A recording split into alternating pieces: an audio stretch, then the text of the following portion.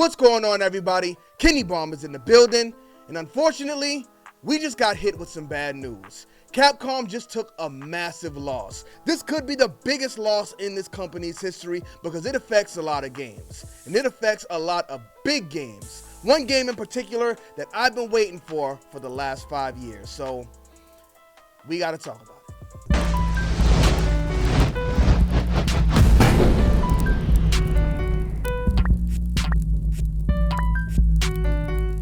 Run, boy, they coming on. Alright, so we're going to grab this update from Okami13 on X because he gives us the statement and he gives us a look at all of the gold this man has given us throughout his career. So Hideaki Itsuno, I tried, okay, announces he is departing from Capcom after 30 plus years. His official statement was, from September, I will begin work on a new game in a new environment. Now that's kind of good news tied up into all of this bad news because we are getting a new game from him, but we just don't really know what that is. This move kind of reminds me of Hideo Kojima, even though we really don't know what's going on in the background, and Hideo's split from Konami was kind of messy, but no matter how the split went, the end result is the same, and much like Kojima, Itsuno is going off to do his own thing. Now, because we bring up Kojima, I gotta mention that this could be really good news or it could be really bad news. Because a lot of people won't admit it. And I love Kojima to death, but Death Stranding is not a good game. But Metal Gear Solid is one of the best gaming franchises we've ever seen, so I think that shows. Sometimes you need the perfect team behind you to create that magic. So hopefully Itsuno lands in the right place where he can still give us something really good. You know what? I want to see this man work with Microsoft. He's already worked with Ninja Theory before, and some people hate it, some people love it. We'll talk more about it in a minute, but DMC was an amazing game. So what I want to see is Ninja Theory work on something else. Hellblade was cool, but it's time to move on because Ninja Theory is one of Microsoft's best studios, and they can do a whole lot more than Hellblade. I think it's time to revive Scalebound. The fact that we never got Scalebound was a low blow to Xbox gamers across the globe because those trailers just looked amazing. If there was ever a time to revive this game, I think right now is the perfect time. You put it in Ninja Theory's hands and you let Itsuno lead the project because again, if we're not going to be getting Devil May Cry games anymore, then I think you can make Scalebound to be the spiritual successor that in a perfect world we never would have needed. But this man has worked on a lot more than Devil May Cry, including one of the biggest games of 2024. So let's take a look at his portfolio to see if it gives us any indication of what he could be working on next. Alright, so early on, this man started off with some pretty iconic stuff. As you can see, the first game in 1994 was with Capcom, so he's been with Capcom his whole career. This is going to be a big change for him. So in 1995, Street Fighter Alpha is the first game I'm familiar with, and this is one of my favorite Street Fighter games. I love the anime style they did with it. Now, he was just the planner on this game, but I mean, if he had anything to do with the style they went with, I think that's what made the Alpha series unique, so that's a big win. So in 1996, he was a co-director for Star Gladiator, came back in 1997 with Rival Schools, and then 1998 with JoJo's Bizarre Adventure. So he's done a lot of fighting games. So it looks like starting off in his career, he pretty much stuck to these fighting games because in 1999, he came back with a classic. He was the co-director for Power Stone.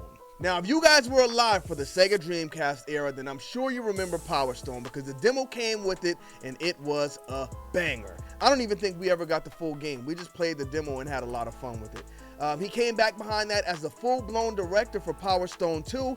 Unfortunately, we never got Power Stone 3, but in 2000, we did get Capcom vs. SNK Millennium Fight 2000. Now, this was a banger. It shows he was just the planner for this game, but my favorite thing about this game was the customization.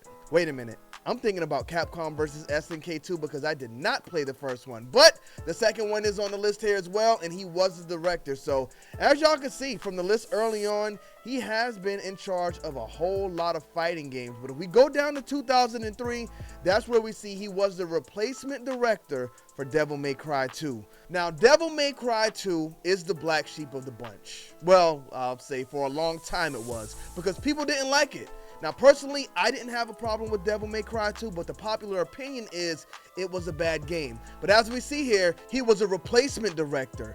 Now, I don't know the full history behind this because growing up, I was an Xbox kid and I didn't even get these games until late. But that usually means you have one director who's working on the game, he quits or leaves for whatever reason, and somebody else has to replace him. That's always a recipe for disaster, and Devil May Cry 2, unfortunately, was no different. When it comes to the popular vote at least. But after Devil May Cry 2, we see he took on a few side jobs, miscellaneous crew for Shin Megami Tensei, which I believe was an RPG game. He got special thanks in the Resident Evil Outbreak credits, and he was a consultant for Capcom Fighting Evolution, so he went back to fighting games. But then, after that, in 2005, he landed upon Devil May Cry 3, which is one of the best Devil May Cry games we ever got. It was so good that for the first time in Devil May Cry history, we got a special edition for it the following year. But despite the success he saw with Devil May Cry 3, he decided to make a really big change with Devil May Cry 4 because no longer were we playing with Dante.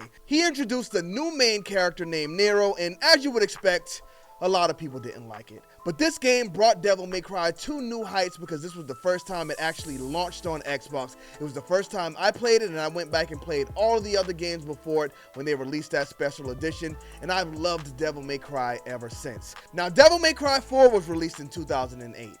Devil May Cry 5 was not released until 2019. It took us over 10 years to get another mainline game in this franchise, but there is a reason for that.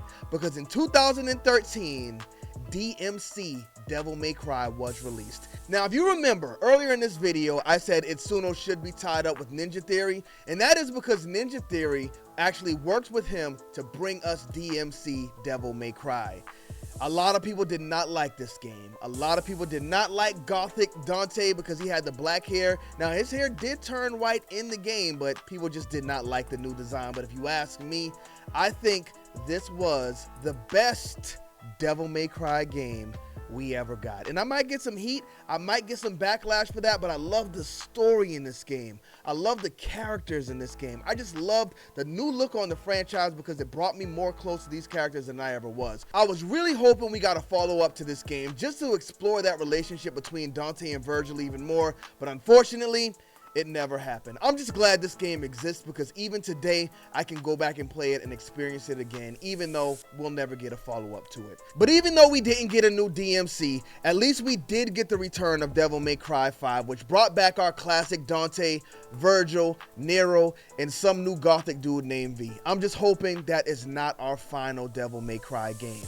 Now, Capcom could take the franchise and give it to somebody else to handle, but when you lose your main director, that game kind of loses its soul. We look at Metal Gear. When we lost Hideo Kojima, we got Metal Gear Survive, and that thing was booty cheeks. But as you can see, this man's legacy is not just carried by Devil May Cry, because just this year, he was responsible for Dragon's Dogma 2, which is going to be one of the biggest games of 2024. And that game in size and scale is just massive. So he does a lot. Games like Dragon's Dogma, games like Devil May Cry, and as you can see on this list, he's responsible for a whole lot of fighting games. So there's a lot he can do here. I think the outcome is going to be good on this one, and the possibilities are really endless. Microsoft has been looking for somebody to lead a new Killer Instinct, allegedly, based on rumors. I hope. He's got a pretty good track record when it comes to fighting games. I think he could pull it off. There's been rumors going around saying Microsoft wanted to revive Scalebound. Could you imagine Scalebound being a game like Dragon's Dogma mixed with Devil May Cry?